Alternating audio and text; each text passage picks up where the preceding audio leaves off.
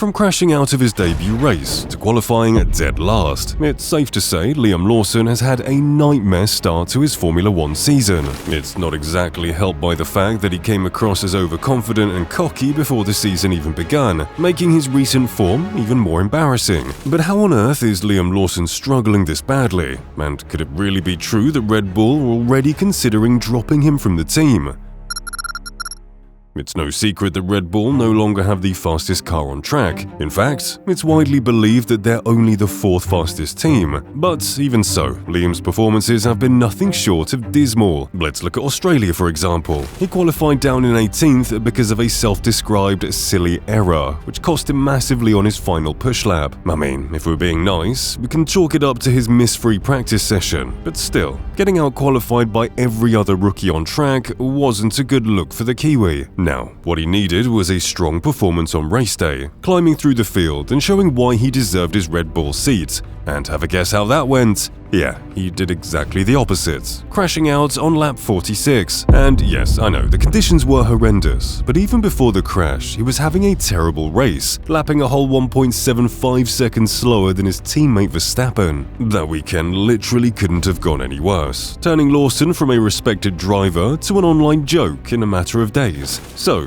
what he needed more than anything was a strong showing at the next race in China. But somehow, things got even worse. He kicked the weekend off by qualifying dead last for the sprint race, over half a second from making in through to SQ2. By this point, he was already looking pretty defeated in interviews, and while he may have climbed his way to P14 in the sprint race, I don't think finishing outside the points and 35 seconds behind his teammate will have impressed anyone at Red Bull. When Grand Prix qualifying rolled around, Lawson yet again qualified dead last, with a number of errors costing him throughout the lap. Now, in the race itself, Liam's result of P12 seems at least a little better, but when we put things into context, basically none of it was from his own merit. In fact, 6 of the drivers he finished ahead of either retired due to a mechanical issue, were disqualified due to rule infringements, received a time penalty, or had damage through no fault of their own. So, in reality, Lawson only earned 2 of the 8 places he climbed, and I should add that those 2 places were ahead of the Saubers, which are basically glorified tractors. If you need any more proof that Liam is way off of the pace, then just look at his average lap time, which was 0.75 seconds slower than Verstappen throughout the race. That time gap is almost 3 times bigger than any other driver pairing on the grid.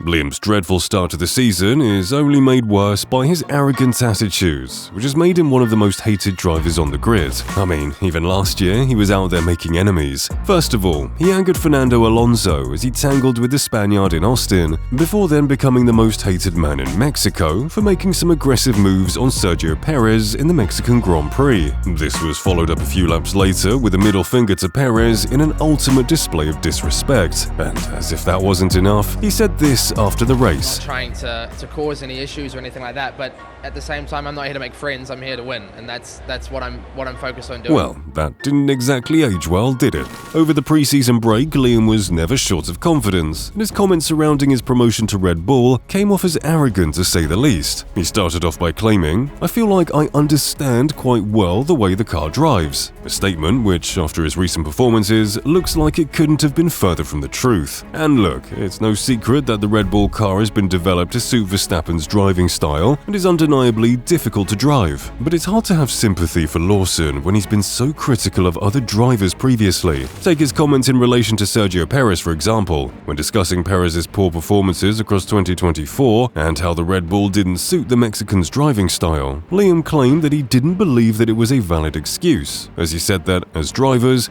we're professionals, we have to adapt to whatever we're driving. So, by Lawson's own account, he should have adapted to the Red Bull. Honestly, I don't really think these past few weeks could have been any more humbling for him. But I think his worst comment by far is what he said about former teammate Yuki Tsunoda. Literally everyone knows that on paper, Tsunoda should have been promoted to the Red Bull seat. He's not only more experienced, but he also handedly beat Lawson during their time as teammates. But when Liam was asked if he feels any sympathy for Tsunoda not receiving his deserved promotion, he said, Honestly, no. And anyways, if you look back at our career, I was teammates with him in F3 and I beat him. I think honestly, if I look at all of the times he got promoted instead of me in those early years, then no, he's had his time. Now it's my time. If comparing their results from over 5 years ago doesn't tell you how insecure Lawson is, I don't know what will.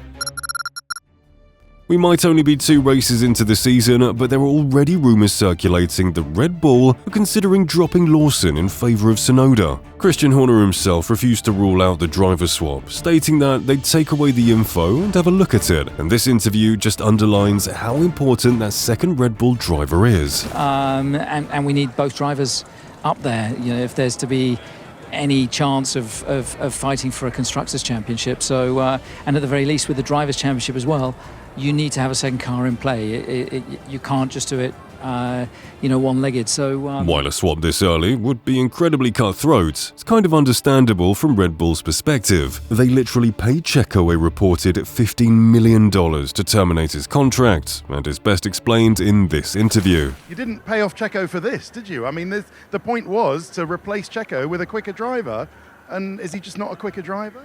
As I say, we'll have a good look at it, and we'll do what we can tomorrow. So, yeah, considering the Constructors' Championship and millions of dollars are on the line, Red Bull cannot afford to go another 5 races with one of their drivers dwindling around at the back of the grid. Swapping Lawson for Tsunoda right now would make perfect sense. Yuki's more experienced, less arrogant, and has proven to be the faster of the 2 drivers when they were teammates last year. He's clearly at the top of his game, and while I'm not saying he'll come in and challenge Verstappen, it's hard to see him performing worse than Lawson. I mean, I don't really think that's possible, to be honest. Red Bull literally have nothing to lose besides their pride at this point, and hopefully it would relieve some of the strain off of Max's back from single-handedly carrying the team. Lawson knows he's running out of time, and all this pressure seems to be taking its toll. He not only looks drained, but he sounded completely defeated after the Chinese Grand Prix.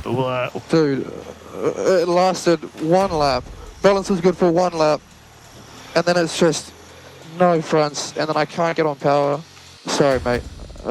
Honestly, I tried everything. But despite everything, Lawson is still managing to come off as arrogant. In response to a comment from Yuki saying he would 100% take Liam's Red Bull seat if it was offered to him, Lawson replied, "I raced him for many years, raced him in junior categories and beat him, and I did in F1 as well, so he can say whatever he wants. I mean, Liam is now just flat out lying since Yuki verifiably beat him last year." This whole situation just feels like a mirror of years gone by, but this time it's more extreme than ever. Lawson is not only hated by a lot of people, but he's also the worst performing Red Bull driver in recent memory, albeit even if we are only 2 races into the season. But with no clear fix in sight and no valid excuses for his dismal performances, Lawson is fast running out of time, and by this point, I'd argue the writing is almost certainly on the wall for this stage of his Formula 1 career.